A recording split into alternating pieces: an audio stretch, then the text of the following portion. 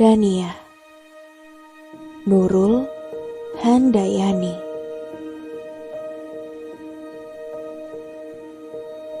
Di sana, di balik kaca yang berembun,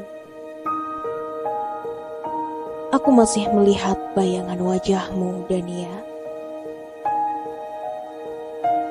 Kereta Sriwedari yang kutumpangi kini merapat di stasiun Purwosari. 12 menit memisahkan kita. Masihkah kau berdiri di sana? Pulanglah. Ini sudah malam. Apalagi yang kau tunggu? Aku harap kau tidak sedang berdoa agar kereta ini berbalik arah demi dirimu. Tentu saja kau tidak ada di sana saat ini. Tidak seperti saat kau mengantar kepergianku 3 tahun lalu. Hari ini aku bahkan hanya melihat lambaian tanganmu di pintu rumah itu. Dania, tak tahukah kau bagaimana rupa hatiku saat ini? Bolehkah aku beritahukan kepadamu bagaimana perasaanku saat ini? Rasanya perih. Namun, aku bahagia. Ya, aku sungguh-sungguh bahagia, Dania.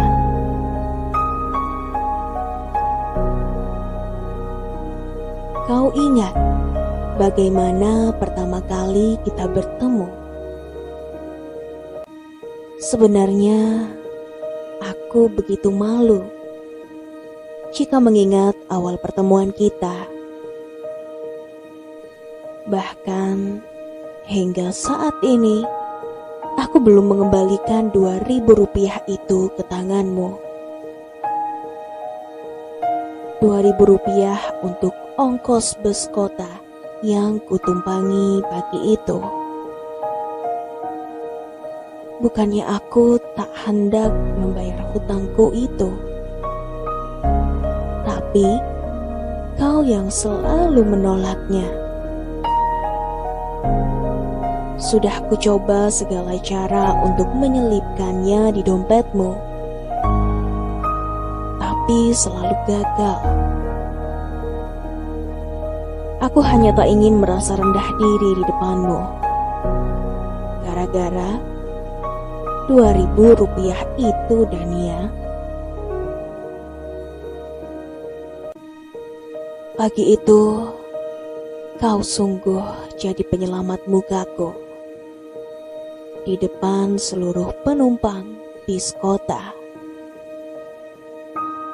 Saat aku hampir tak bisa menahan layangan tinjuku pada sopir bus dan kondektur itu,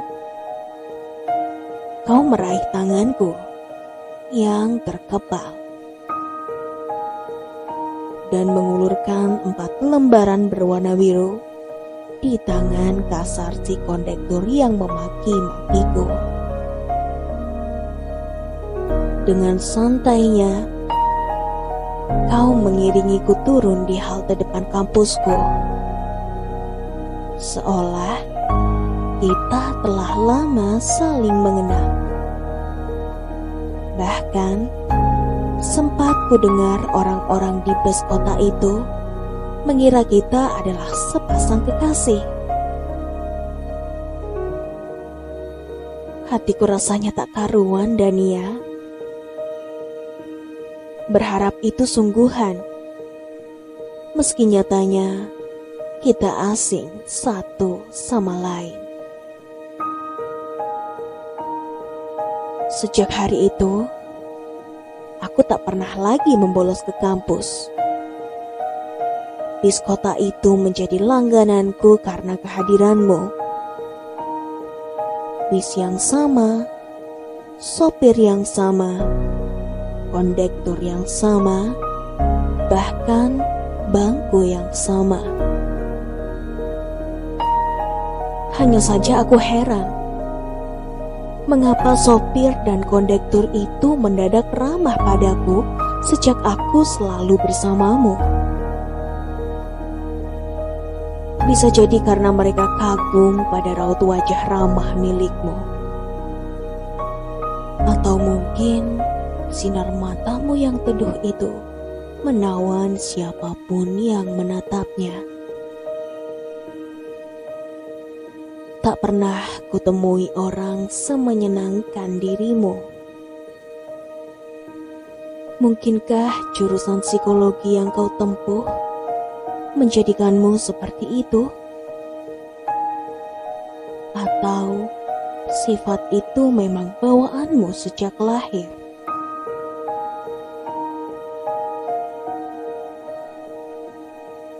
Dua tahun sisa waktu kuliahku sebelum di drop out, kulahap dengan cepat setelah pertemuan kita. Andai kau datang lebih awal, tentu lebih cepat lagi aku melampauinya. Entah sihir apa yang kau miliki, tapi kau benar-benar membuatku berubah. Tidak hanya aku, tapi orang tuaku juga. Tak lagi aku jadi anak bandel di mata mereka. Semakin hari, aku semakin sayang kau, Dania. Hari ini aku kembali ke kotamu. Setelah 3 tahun lamanya, ku pendam rindu dalam dada kala menimba ilmu di negeri orang. 3 tahun. Apakah itu terlalu lama bagimu untuk menunggu? Kau tidak salah, karena bagiku pun itu teramat lama.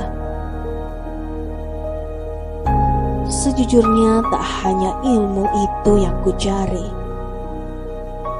melainkan perlahan ku beranikan diri untuk berbisnis demi masa depan kita yang kita impikan bersama. Kau sendiri yang pernah bilang kan, untuk apa menimba ilmu sebanyak-banyaknya dan sejauh-jauhnya jika akhirnya yang didapat hanya selembar ijazah? Aku tidak seperti itu, Dania. Berbekal sebuah kotak yang kudapat dari ilmu yang kucari jauh-jauh itu, aku mengetuk pintu rumahmu hari ini.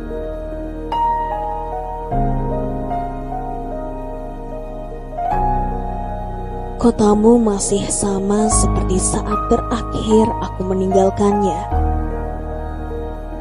Di setiap jengkal city walk sepanjang jalan Slamet Riyadi yang kulalui, aku mengenang saat-saat itu. Saat kita berjalan bergandengan dan tertawa-tawa setelah mengusili petugas yang duduk-duduk santai di pos jaga. Masih kuingat betapa wajah para petugas itu memerah ketika kau tanyakan pada mereka mengapa banyak sekali mobil parkir di sepanjang jalan khusus pejalan kaki ini.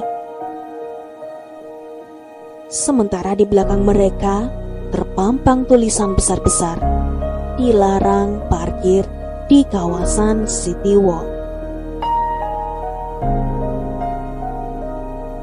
Sempat aku duduk sejenak di depan Taman Sriwedari, tempat favorit kita menghabiskan waktu sore bersama para remaja lainnya. Aku sengaja berjalan kaki dari stasiun balapan untuk sampai ke rumahmu, Dania.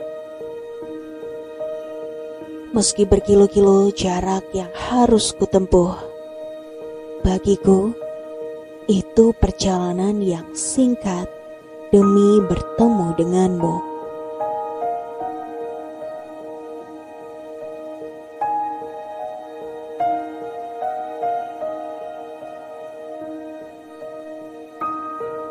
Seorang laki-laki dengan senyum ramah dan muka menyenangkan, seperti milikmu, membukakan pintu untukku. Hampir saja aku mengiranya sebagai saudara laki-lakimu. Jika tak segera aku sadari bahwa kau tak pernah punya saudara laki-laki, duniaku serasa runtuh melihatmu menggandengnya mesra di hadapanku. Saat kau perkenalkan ia sebagai belahan jiwamu. Sakit hati ini, Dania. Tak tahan rasanya aku duduk berlama-lama di rumah mungilmu itu. Padahal, kalau boleh jujur, aku menyukai suasana rumah itu dan keramahan penghuninya. Laki-laki itu benar-benar membuatku iri, Dania. Meski berulang kali kau mengatakan betapa beruntungnya dirimu menjadi miliknya, aku yakin bahwa ia yang lebih beruntung mendapatkan cintamu.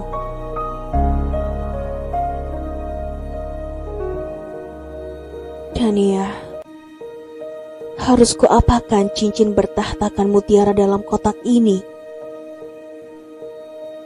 Apakah aku buang saja ke laut kidul?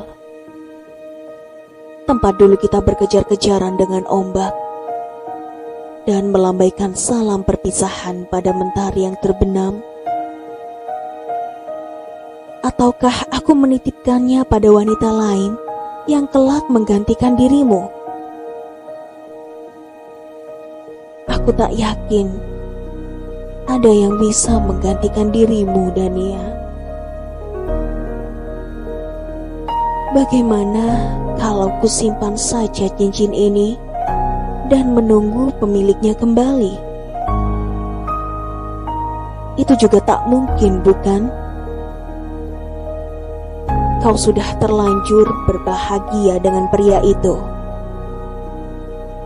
dan selamanya menutup hatimu untukku.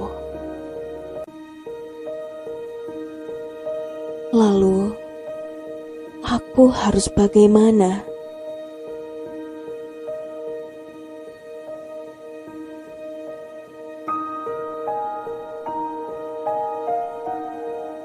Kereta kembali menjerit, membuatku tersadar dari lamunan. Tak terasa aku telah tiba kembali di tanah pelajar, tanah budaya, tanah kelahiranku. Dari balik jendela, aku saksikan orang-orang berjajar menunggu kereta berhenti sempurna. Aku telah pulang, Dania. Gerombolan manusia tak sabaran yang mendesak masuk itu menghapus wajahmu dari jendela. Dania, kereta ini akan kembali menghampiri kotamu. Haruskah kutitipkan salam pada orang-orang ini untukmu? Tapi dari sekian banyak orang ini, siapa yang akan bertemu denganmu?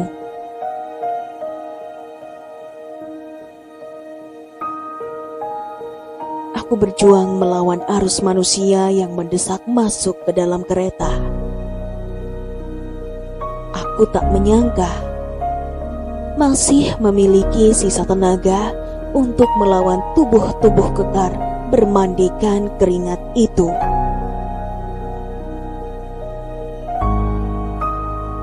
Aduh,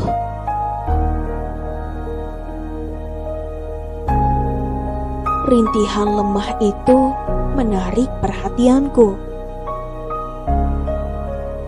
Seorang wanita muda berbaju hijau terjatuh di depan pintu masuk gerbang. Mungkin saja tubuh mungilnya tak mampu bersaing dengan para kuli yang mendesak kasar tadi. Kuulurkan tanganku demi membantunya berdiri.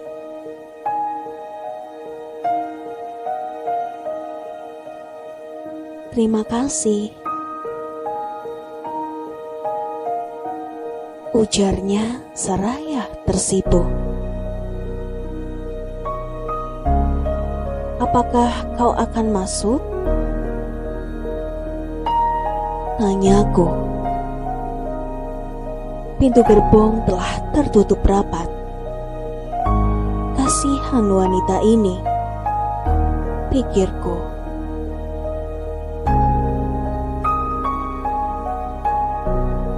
Tidak, aku baru saja turun, jawabnya. Untuk pertama kalinya, mataku terpaut dengan matanya.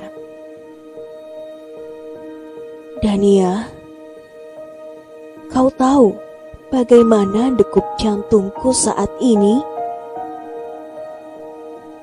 Aku tak tahu apakah mata ini telah mengkhianatimu. Tapi sungguh, aku melihat sesuatu dalam matanya. Sesuatu yang tak aku mengerti dan tak dapat kujelaskan, bahkan padamu. Dania, sekali lagi aku ingin bertanya, apa yang harus kulakukan dengan cincin ini?